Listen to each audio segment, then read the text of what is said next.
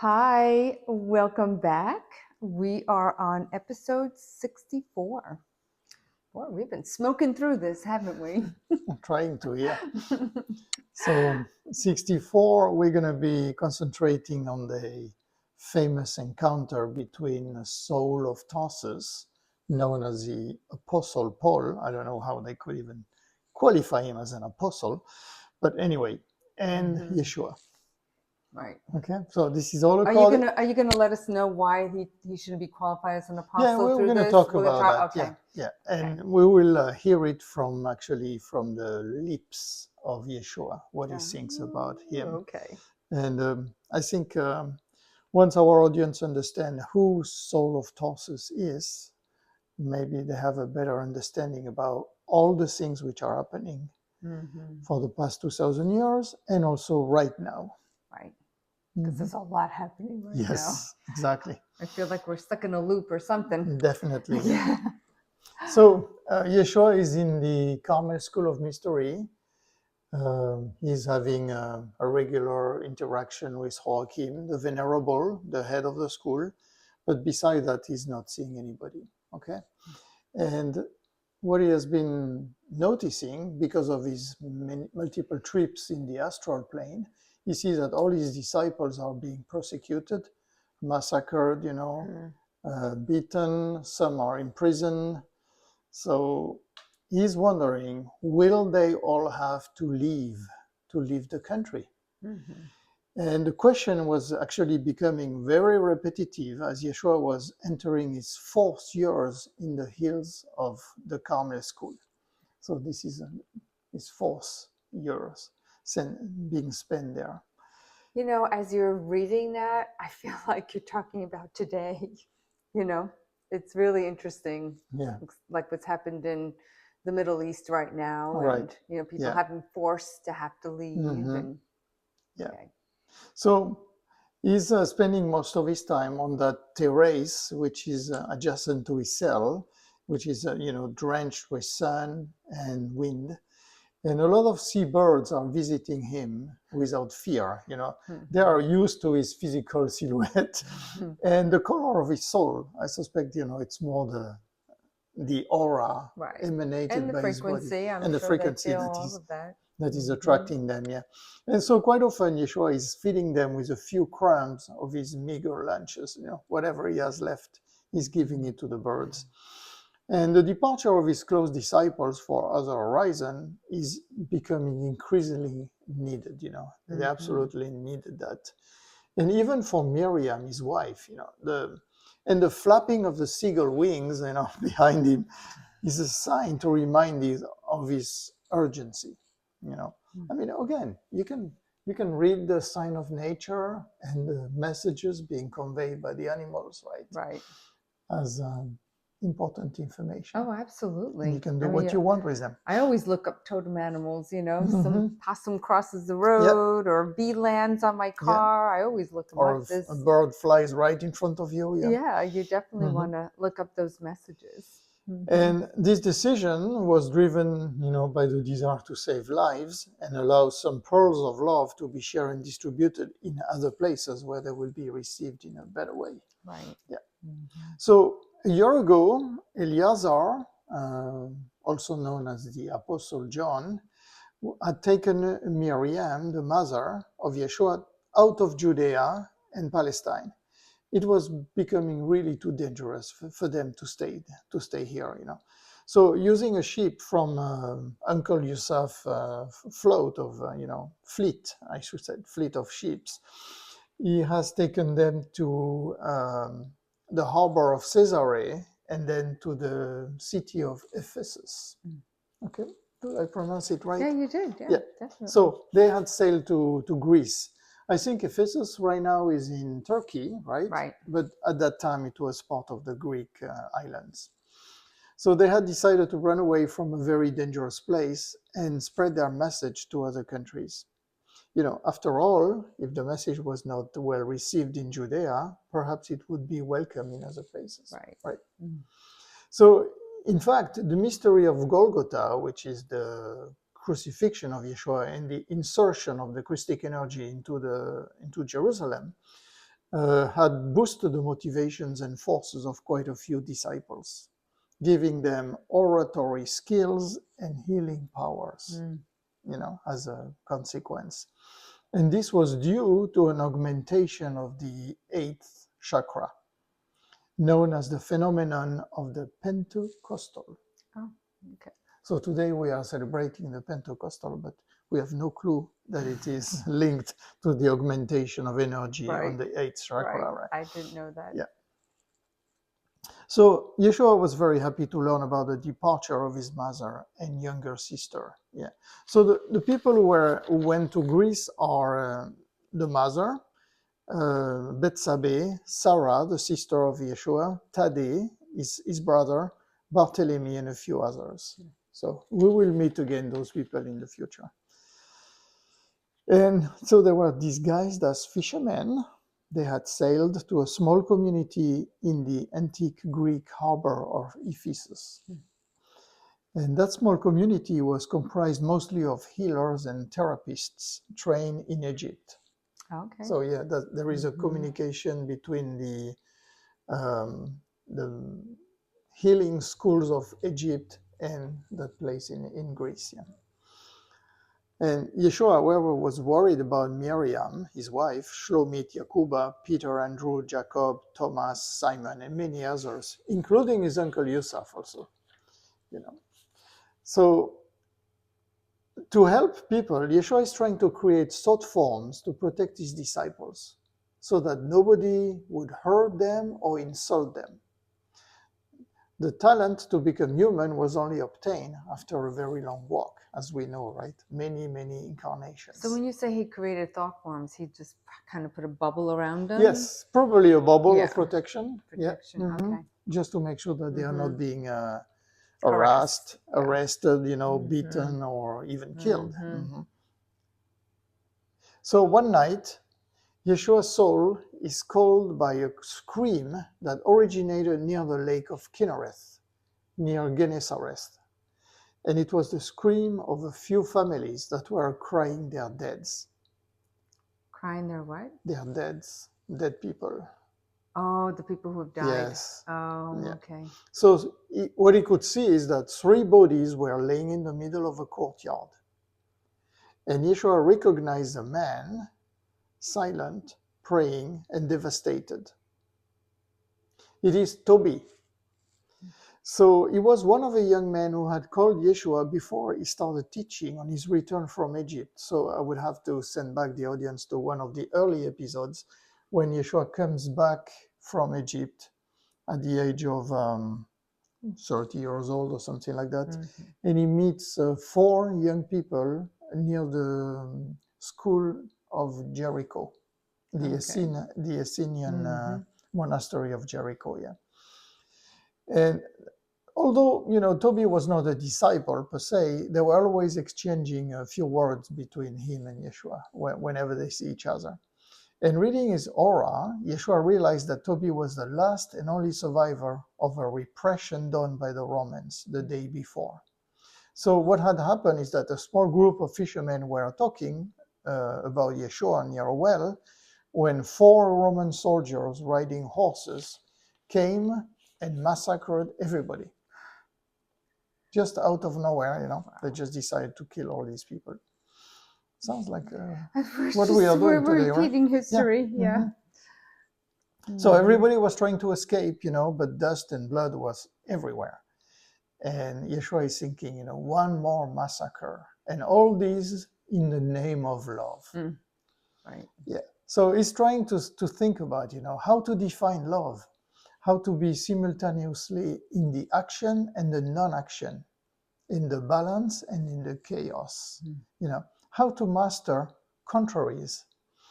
That was taking an enormous amount of lifetimes and wisdom to do it, And so sitting in his shell, Yeshua sends an invisible thread to Toby, and he talks to him, soul to soul, basically. And because Yeshua wanted to sustain and foster life in him, Toby was a simple man, tuned to his intuition, and he probably would understand it and receive the message. So that cruel story with Toby is the drop that motivated Yeshua to act more effectively and actively. He said, okay, well, I cannot wait anymore. It was time to talk to that Saul, Saul, Paul, right? Who was absolutely adamant and determined to destroy all the disciples and the people talking about Yeshua and the teaching of Yeshua's. Yeah. So Yusuf, the uncle, had warned Yeshua that Saul was a very dangerous man with an enormous influence on the Romans, and that he was extremely violent. So where was that man? So for Yeshua, it was easy, as there are no points in the universe that are foreign to another. Right. When you can follow etheric paths and threads. And he said, the air that we all breathe does not have borders, right? Right. And the same applies to the light and the prana, which is permeating everything. So Yeshua did not know what soul looked like, but he could follow the fragrance of his soul that was in contact with him, and especially through his wife Miriam. Because we have to realize that Saul is the first husband of Miriam, right. the current wife of Yeshua, right? He is also the father of Marcus, his son. He is a Roman citizen. He has never forgiven that Miriam left him. She left him from his home, taking with her son, Marcus. He is a brutal man, violent, he's also alcoholic, but he's extremely intelligent and educated. So, and because of that, Miriam has a lot of painful memories in her, and Yeshua, has been feeling and perceiving all this through her. Yeah. So when he decided to meet Saul, he went to his terrace again, and there was a light rain falling when Yeshua felt that the time to meet Saul had come. And he went on top of this tower, wrapped a white veil around his head, sat down, and started praying. And he exited his physical body and was transported to a place near a Roman road. And you could see its mosaic of stones, on the ground. So what he's describing is interesting. He said that there were a few carriages were circulating on the road, and there was a flock of sheep grazing on the side of the road, shepherded by a young boy, and it was at the exit of a village, and to the left the sea could be seen.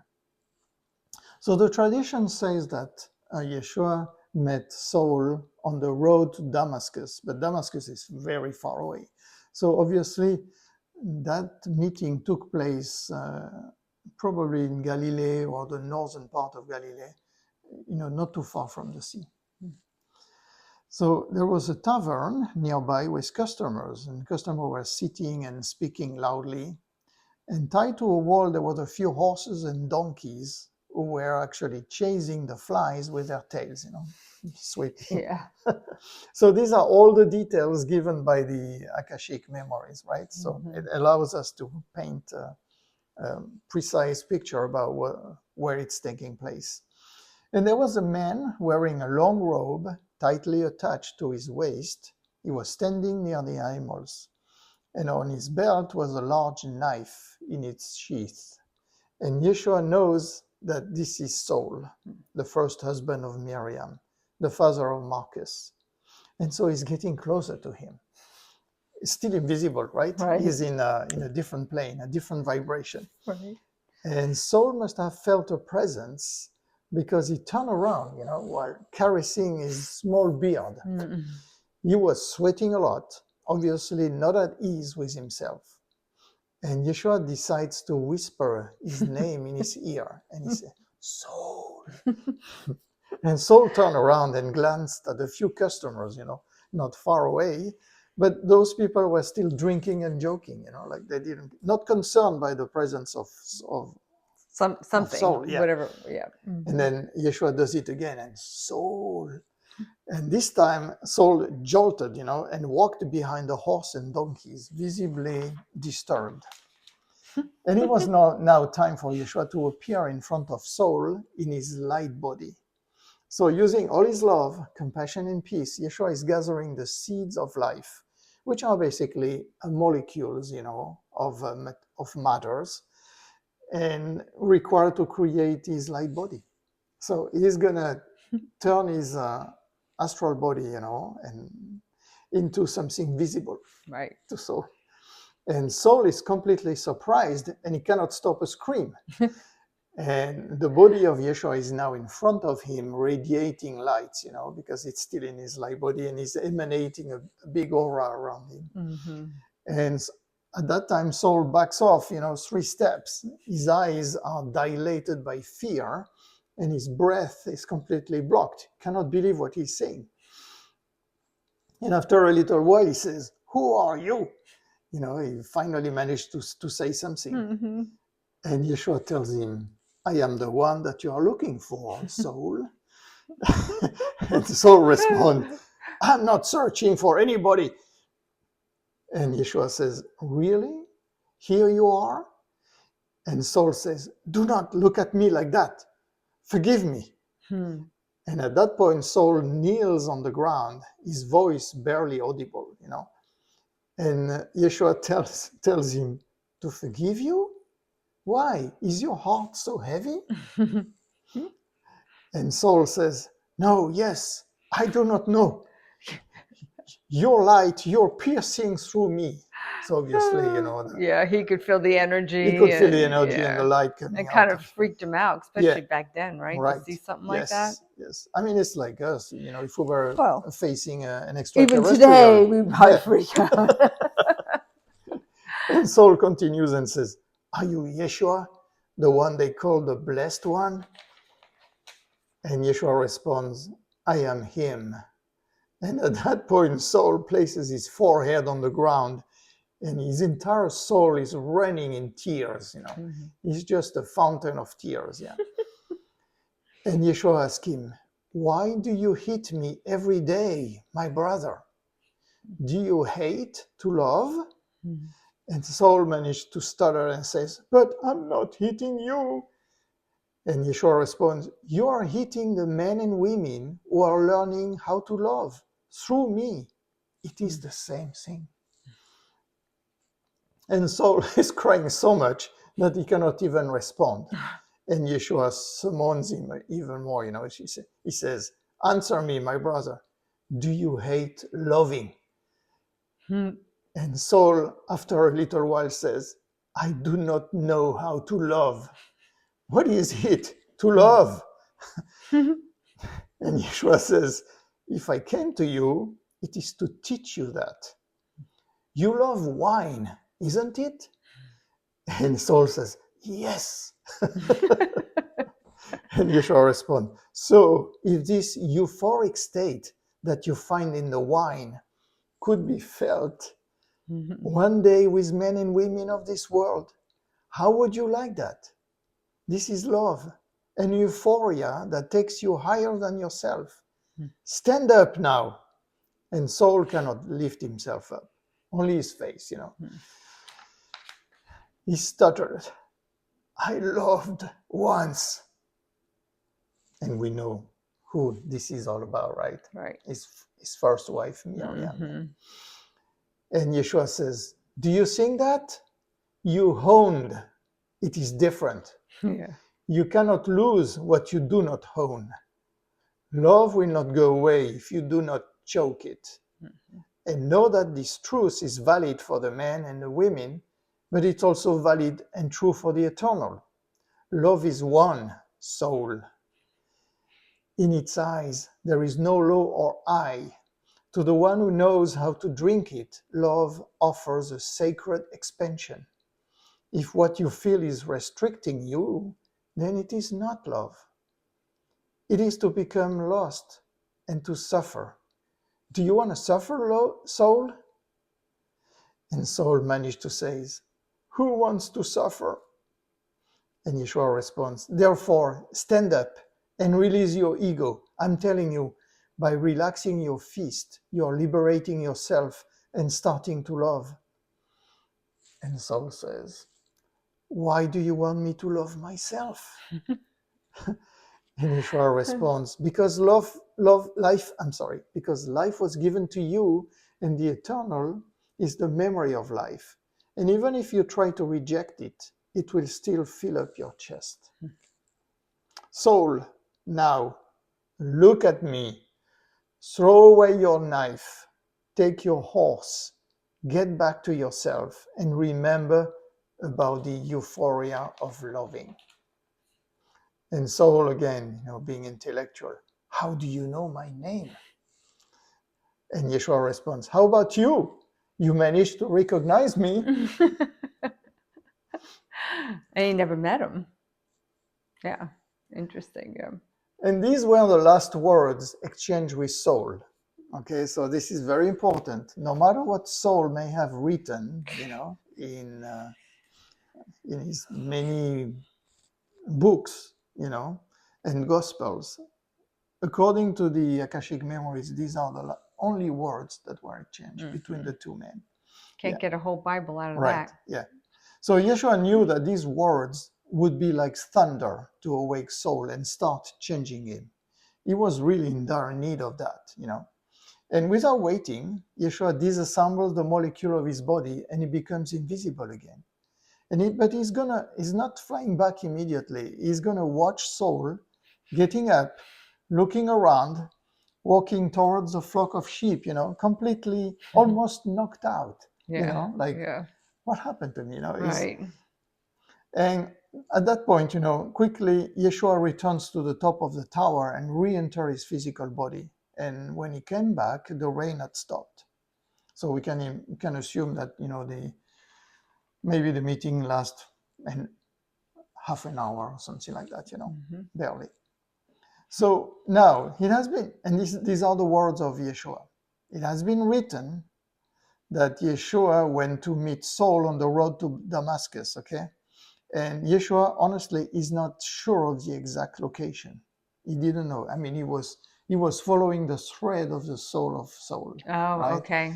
But he couldn't tell exactly he couldn't where it was say at. exactly where it was, yeah. And it didn't matter really, as the important part was to shake up and jolt Paul, so that he would stop harassing the Essenes, okay? So some have said that his horses, kind of jumped and that Saul fell off the horse. In fact, we know that Saul was not riding a horse. It means that beyond his tears, the personality of Saul was rocked and shaken. And finally, it was said in the scripture that he lost his eyesight for 3 days after the meeting. Oh, wow. Yeah. So it is another way to talk about the complete loss of his marks, foundation, and beliefs before rebirth. So it is important to decode what is being said or written in the Bible or elsewhere. You cannot take it literally. Yeah. You have to go beyond that. Yeah. And so Yeshua is wondering, what would be the path of that man whose scriptures have reported under the name of Paul? And in a vision, Yeshua saw that he would put as much energy to build the new religion that he had used to destroy the messengers of Yeshua's teachings. Yeah. So Paul was unstoppable. He was very energetic at building his church, Right. not Yeshua's church. Because that's what he basically said that using somewhere in the his Bible. Messiah, his own Messiah, in the image of what he had in his consciousness. Yeah, he would tell him like, "Oh, you're not going to get wisdom what I say. That's for you to get from Yeshua." So Paul was a Pharisee. So crazy. He enjoyed the scriptures. He enjoyed the dogmas. He enjoyed the laws. And he spent all his remaining life trying to do what Yeshua has always avoided to do, to convince people. Right. Yeah, Yeshua didn't need to convince people. Right. But Paul had this. It had to be through controlling, right? It had to be very controlling. So nothing would have stopped Paul or the others, each one with their level of understanding. And Yeshua is bringing a very interesting image. He says, each flower exudes a certain fragrance with its own function. So some are addressing the body, other flowers are addressing the soul, And finally, some rare flowers are targeting the spirit. So therefore, certain people are following Peter or Paul, Saul basically, right? Others are pulled to Jacob. And finally, the most oriented to spirit are following John, the Gospels of John, or Right. the person we know under the name of Eleazar.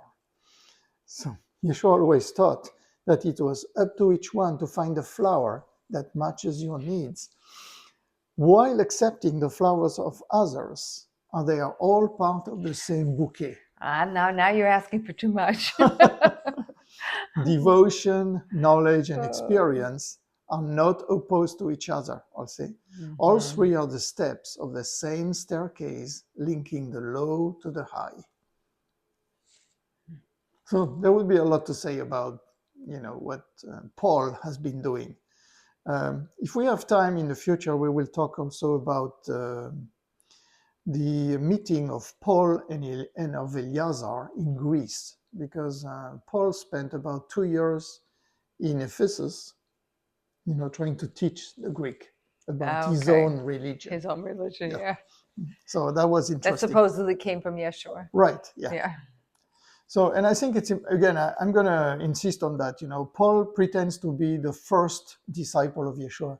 I mean, we have to realize that Paul met the light body of Yeshua for less than half an hour. He was never, ever a disciple of Yeshua. Okay. He made himself a disciple. Yeah, that man has been building an enormous lie, Yeah. And he's responsible for 90% or a good 80% of the Bible, right? Mm-hmm. Yeah. Yeah.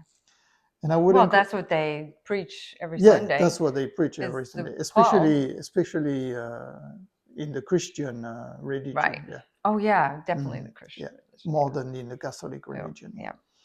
And I would encourage our audience also to look into on YouTube to Aaron Apke, who is a wonderful young man who has been doing incredible research, amazing research. And that young man, Aaron Apke, is basically studying and destroying what Paul has been doing. Yeah. So I think this is something that would be very interesting. So let's go back to our story now. Okay. So more than a year passed, and Yeshua thinks a lot about Miriam, his wife, and part of him wanted to be by her side. But it was not her path, or it was not also Yeshua's path. And very often, Yeshua is going to fight against himself to visit her in his light body, so often. It could have been very easy for Yeshua, to materialize himself near Miriam, and spend some time with her. Right. But he never did it. So during that time, and despite the awakening of Saul and his change of attitude, in the Roman world and in Judea, nothing is changing. So the disciples are still being persecuted by the Romans, and even the thick walls of the Carmel school seemed at time almost porous, as the turbulence of the world were seeping through them. Wow. Yeah. That monastery, which was so isolated, is now becoming a reflection, a little bit of feeling what is going on outside. Right. You can feel the agitation surrounding it. Yeah. The chaos. Yeah. And Joachim, the Venerable, the head of the school, is very worried about it, and he's sharing his preoccupations with Yeshua. And so the two men are sharing a few figs or fruits, and they are discussing. And Joachim tell to Yeshua, that I no longer find peace in myself. And so Yeshua is going to talk a little bit about the peace. And this is, again, a teaching that we can all benefit from. And he goes to Joachim, peace. Which man can find it elsewhere than on the highs of his being? When I go there, in that space, my brother, I feel that I am in my land of sunny snows. Everything is immaculate. And Joachim asked him, do you go there often? As much as I can. Yeah. And Yeshua responded, yes, every day, to breathe and drink. But I never stay there too long. I do not want to shelter myself, because I took the vow to remain a human as long as my body will carry me. When I was in the Himalayas, I met a few of those ascetics and meditative beings.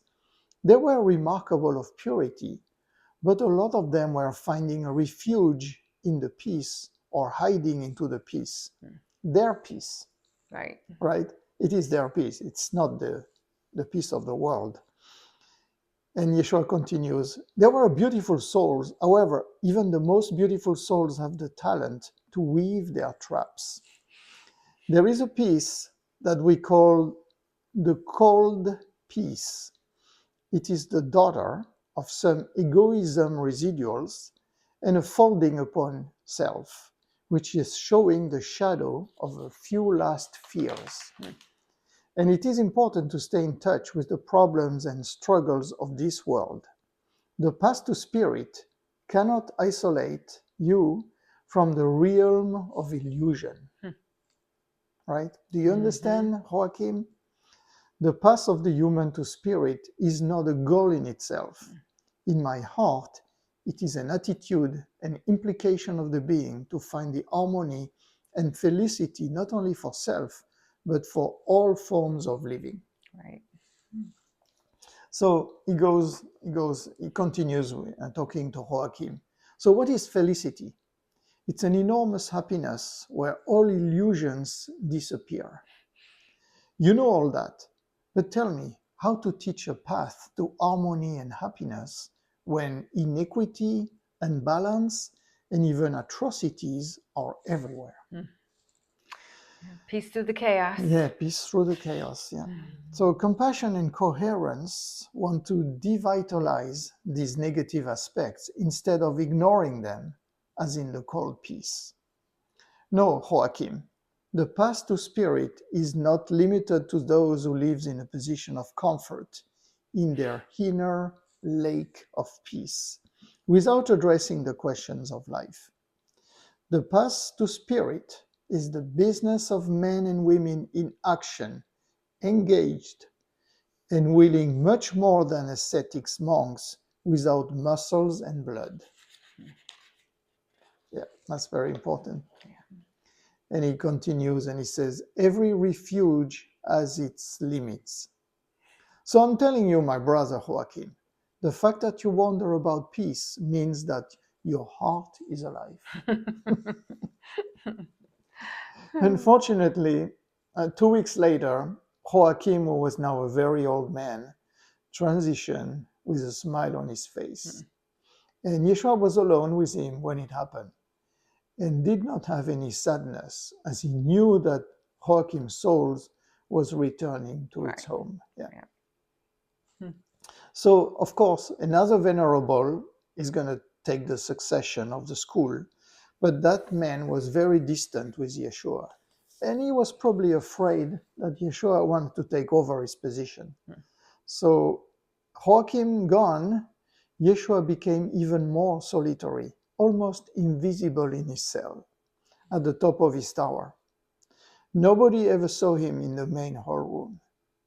His only privilege was to receive 1 meal per day and a few fruits when they had some. And 2 or 3 times, the monks came knocking on his door, and it was to get some healings for an infected wound, or a broken leg, or endless pains in the belly, something like that. And the monks knew that this man, Yeshua, could heal a lot of things. But interestingly, they did not want to know how it was done or what was doing it. Oh. They didn't care. Wow. They just wanted to see the result. Yeah. You could think about the modern medicine too, right? Most people are just taking pills because they want to get rid of their ailments. Yeah. But they are not addressing the real issues. Right. Yeah. Anyway, so even though Joachim had done all he could to prepare his successor, he could not find a candidate capable to recognize the nature of the divine. It was so, and that did not cause sadness to Yeshua. Yeshua knew that the world was transitioning from a state to another, and during his meditations, the Haftarah that Yeshua was actually located at the frontier of two eras, right? The ram and the pieces, as we know it. Mm-hmm. So it was the end of a minor cycle and the beginning of another minor Right. cycle. Pisces, yeah. Yeah, the Pisces. So therefore, it was with a very heavy load and responsibility, that his disciples had to carry. I mean, he was aware of that. And he knew that they had to go away and leave Palestine and Judea as soon as possible. It was not so much hiding from the Roman powers, because the Romans, honestly, were everywhere. Yeah. So wherever you go, you would still find them, right? But it was more about evading the dangerous behaviors and threats from the Jewish Sanhedrin, who was always persecuting. Just No, there is nothing to say. nope. They did not have to spread some beliefs or present a new credo. Instead, they had to create the desire, the need to discover love, to enjoy love, and to make it contagious. And that was the mission of his disciples, All of the above, while learning to communicate with God directly without intermediaries. Mm-hmm. Yeah. Mm-hmm. So one winter morning, Yeshua wakes up. He knows that he had to go and that his place was no longer in this country. So for the first time in years, Elohim is extraterrestrial, most likely Pleiadian mentor. I mean, I shouldn't call it a mentor, guide. Mm-hmm. Had talked to him and confirmed the call of his heart. So Yeshua's decision was taken, and he would return to the land of the high summits, where a beautiful lake was waiting. His favorite spot, right? Yes. Yeah. And where his words and hands would not cause mayhem, like they did in the Middle East. Right. So using his light body and some molecules, he is again projecting himself and materializing in front of Eleazar, his first disciple, and he's telling him, "Find Yusuf, my uncle, and tell the disciples that they must leave this country. They must travel beyond the sea towards the land of Kal, which we know as Gaul and today France, right? Mm-hmm. And towards other countries to the north and to the east, and that would be the island of England. This is where their destiny awaits them, and this is where they will convey the tenderness of God in the best possible way. They cannot wait. Tell them. Also, ask my mother and my sister to come join me. We will travel to the east. Yusuf will know and find the right ships. Eleazar, will you accompany them from Ephesus? Will you take them to the harbor of Tyre? And I will again post a picture of the geography so people can relate, Yeah, that helps. What he's doing. I will wait for them on the third full moon starting today. Will you do it, my brother? And of course, Eleazar did it. In truth, Uncle Yusuf was expecting such a sign from Yeshua. And to be safe, he no longer was living in Jerusalem. It is in the wreck of his home in Arimathea that Uncle Yusuf started planning everything, finding the right boats, distributing money to make sure everything was done according to the plan, and discreetly. Right? So again, his home was completely wrecked and destroyed by the Romans, because they were searching for the two women that created all the mayhem in Judea, Miriam and Miriam, right? Those two troublemakers. Troublemakers. So, and by doing that, they basically destroyed a nice villa where Uncle Yusuf used to stay. And so, talking about Uncle Yusuf, even him is going to board one of the ship and leave behind Jerusalem and all its intrigues, and of course the Sanhedrin. He was a member of the Sanhedrin. Yeah. And despite his age, he was burning inside, like all the other disciples.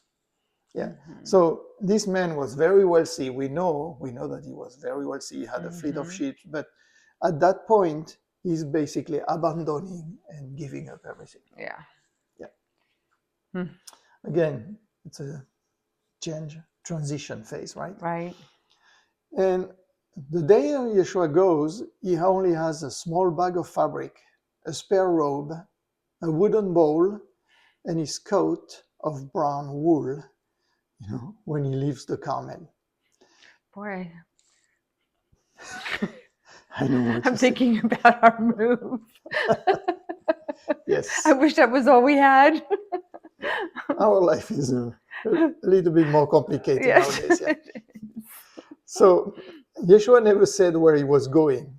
He could feel in some eyes a relief for the community in the Carmel school, right? And that was understandable. One day or the other, his presence inside the Carmel walls could have been divulged, right? And that could represent a problem for the monks. Yeah. Right.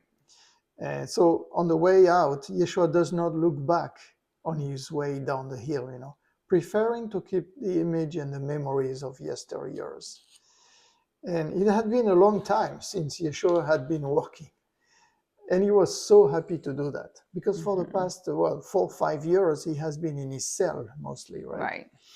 And when you say cell, it's really his room. His room, yeah. Yeah. I mean, but in monastery, I think they call it a cell. Oh, they yeah. do? They call yeah. it a cell? Mm-hmm.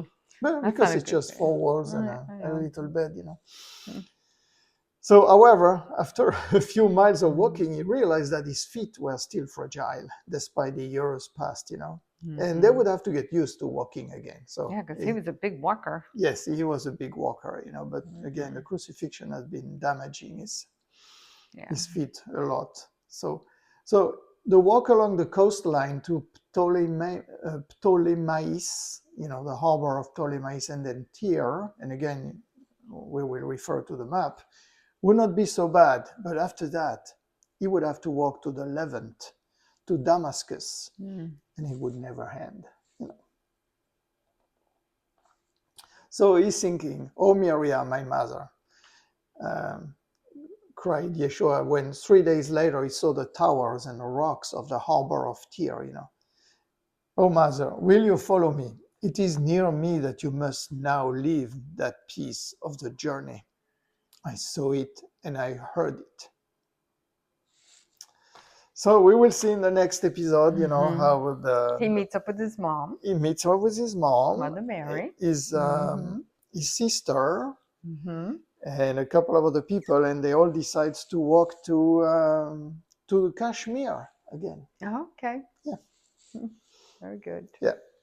So again, I would encourage our audience to look into the videos of Aaron Apke. Yeah, he talks about these scenes. He did. Yes. He's still in the series of these scenes. Yes, a wonderful presentation really about the good. work of the Really Essenes, good. I think you'll find him very interesting. Very interesting background. He was a pastor, raised in a pastor's home, and then one day he woke up. Yeah, he broke free of all this stuff. Yeah. Yeah, very interesting. So anyway, thank you so much. And I would say, that today is probably the person who is the closest to the life of Yeshua as depicted by the Akashic memories. Yeah, his immense research that he has done is, I would say, the closest to what we are relating through the Akashic memories. Right, yeah, I agree. I agree, definitely. And he had special sections about Paul the usurper. He's had imposter. A lot of videos about Paul with a lot of different people, a lot of different scholars. Yeah. So, I mean, yeah, it's unfortunate that the Bible has been built on Paul's Gospels, what he pretends to be, right, and what is being presented to the world today, because it's really because it's really interesting. Everybody talks about Jesus, everything Jesus, but all they do is teach you about Paul. Yes, yeah. So I don't know how you change that, but I guess one person at a time, right? Right. Awakening people to maybe a different message. So yeah, it's hard. And what is going on today with the insanity of the war to Iran, and it's almost a religious and war. Palestine all over again. I mean, it's just, this is all driven by some of the writings from Paul. the apocalypse and all this, Oh, the end of time, the end of Armageddon, all times, that stuff. Armageddon, yeah, Yeah. and also of crazy and people like John Darby, theologian of the 19th century, Mm-hmm. who were really sick people, yeah. Yeah. Well, we hope to see you tuning in next time, and thank you so much.